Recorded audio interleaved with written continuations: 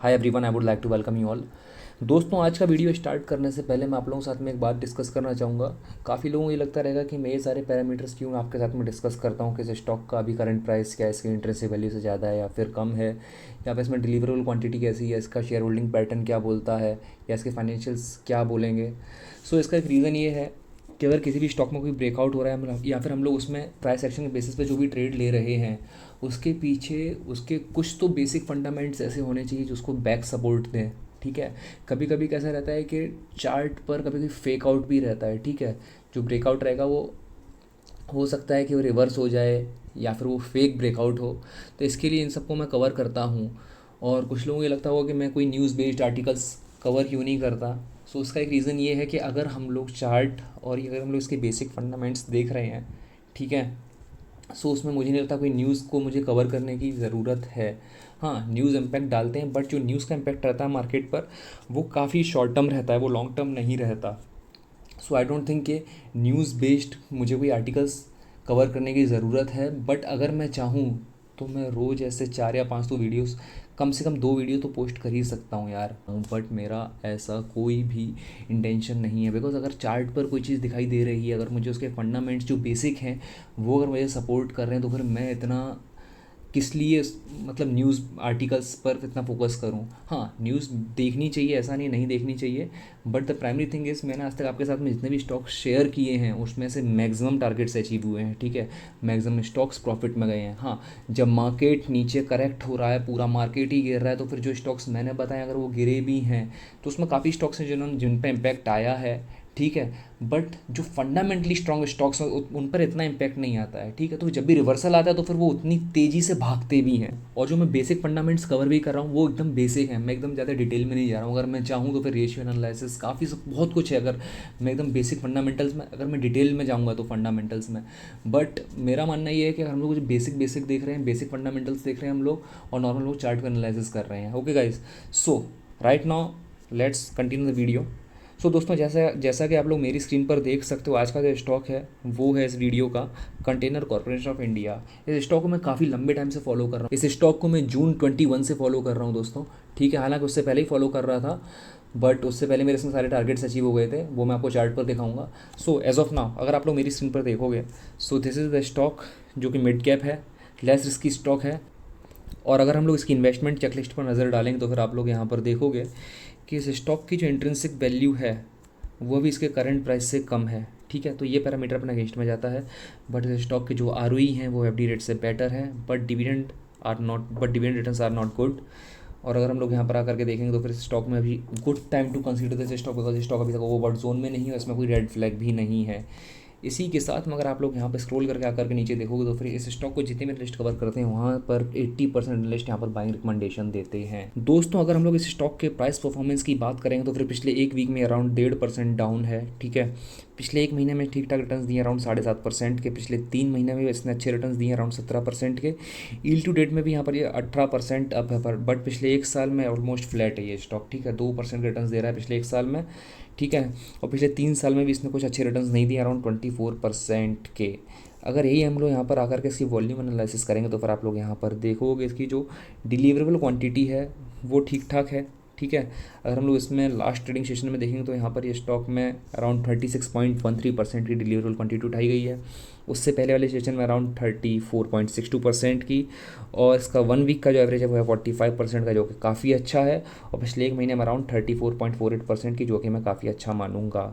अब बात आती है यहाँ पर इसके फाइनेंशियल्स की। सो अगर हम लोग यहाँ पर स्क्रॉल करके नीचे जाएंगे, अगर हम लोग इसके फाइनेंशियल्स देखेंगे जा करके, सो सबसे पहले हम लोग यहाँ पर नज़र डालेंगे जा करके इसके नेट सॉरी इसके रेवेन्यूज़ पर। सो इसके रेवेन्यूज़ पिछले 4 साल में अगर हम लोग कंपेयर करेंगे ये साल बढ़ते हुए नज़र आए हैं हम लोगों को। ओके। अगर हम लोग इसके नेट प्रॉफिट पर जाएंगे, सो इसके नेट प्रॉफिट भी हम लोग इस साल अच्छी खासी ग्रोथ देखने को मिली है। पिछले 3 साल में काफ़ी अच्छा खासा ग्रोथ दिखा है इसके नेट प्रॉफिट में। अगर हम लोग इसकी आरओई ही देखेंगे यहाँ पर जा करके तो इसकी आरओई भी ठीक ठाक है, 9.81%। वैसे तो मैं 15% कंसीडर करता हूँ, बट ओके। इसमें इसकी पिछले 3 साल में इसकी आरओई बढ़ती नज़र आ रही तो फिर दिस अ गुड साइन। अब बात आती है डेट टू इक्विटी रेशियो की। सो डेट टू इक्विटी में अगर आप लोग देखो यहाँ पर 0.01 है। सो आई डोंट माइंड। अब हम लोग यहाँ पर अगर इसके शेयर होल्डिंग पैटर्न को देखेंगे, सो इसका शेयर होल्डिंग पैटर्न में अगर आप लोग प्रमोटर होल्डिंग को देखोगे तो फिर यहाँ पर प्रमोटर्स की जो होल्डिंग है वो अराउंड 54.8%, जो कि ठीक है, अच्छी है। अब यहाँ पर अगर हम लोग एफ का डेटा देखेंगे तो फिर एफ का डेटा पिछले एक साल में कांस्टेंट ही है, कोई बड़ा चेंज नहीं आया है, so this is a good sign. अब बात आती है डी की, सो इसमें डी के डेटा में भी कोई हम लोग ज़्यादा चेंज देखने को नहीं मिल रहा है, so this is a good sign. So guys now let's move to the chart. दोस्तों फिलहाल आप लोग मेरी स्क्रीन पर कंटेनर कॉर्पोरेशन ऑफ इंडिया का डेली चार्ट देख रहे हो, और अगर आप लोग इसके डेली चार्ट पर नोटिस करोगे सो मुझे यहाँ पर जो सबसे पहला एक रेजिस्टेंस नज़र आता है वो समवेयर अराउंड, ये एक लाइन में ड्रॉ करूँगा यहाँ पर, सो दिस इज़ द रेजिस्टेंस, ठीक है। सो यहाँ से इसने अपना ब्रेकआउट दे दिया है, ओके, और ब्रेकआउट देने के बाद में इसने यहाँ पर उसका हाई भी ब्रीच कर दिया है। अब बात आती है यहाँ पर कि इसका सपोर्ट नीचे कहाँ पर ड्रॉ रहा था, कौन सा पैटर्न बना रहा था ये, so it is making a pattern something like this, ठीक है। अभी अगर मैं आप लोगों को बताऊँ तो मैं इसको कब से फॉलो कर रहा हूँ, इसको मैं बहुत लंबे टाइम से फॉलो कर रहा हूँ। यहाँ पर लास्ट ईयर मैंने ट्रेड लिए भी थे, ठीक है।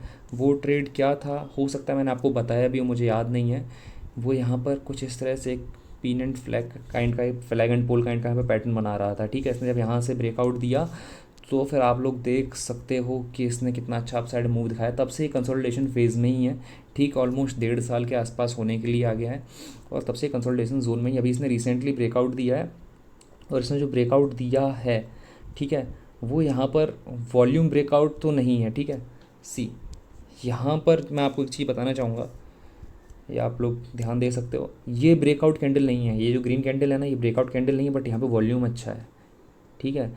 लेकिन उसके जो बाद में जो ग्रीन कैंडल बनी है ना, ये वाली कैंडल, उसके बाद वाली candle, green candle, this candle, so इस कैंडल में वॉल्यूम अच्छा नहीं है, ठीक है, बट ब्रेकआउट हुआ, उसका हाई भी ब्रीच हुआ, सो इसमें पोजीशन ली जा सकती थी। बिकॉज मैं कभी कभी ना, काफ़ी सारी चीज़ें कैसी होती है ना, हम लोग जो थ्योरी में दिखाते हैं वैसा होता नहीं है। हाँ, ब्रेकआउट इस वाली कैंडल में हुआ नहीं, बट इसमें वॉल्यूम अच्छा था। उसकी नेक्स्ट की जो नेक्स्ट कैंडल बनी है उसमें ब्रेकआउट हो गया। अभी यहाँ पर इसने पुल बैक लेना स्टार्ट किया है। इसके लिए स्टॉक को मैंने आपके साथ पहले शेयर नहीं किया था, बिकॉज इसमें अभी मेरी स्ट्रेटजी कुछ और रहेगी। इसमें स्ट्रेटजी क्या रहेगी, अगर हम लोग यहाँ पर अभी ना पहले टारगेट देख लेते हैं, इसमें हम लोग एंट्री देखेंगे, एंट्री कहाँ पर ले सकते हैं। सो इसमें टारगेट मैं कहाँ पर लूँगा, टारगेट इसमें लूँगा मैं यहाँ पर, सी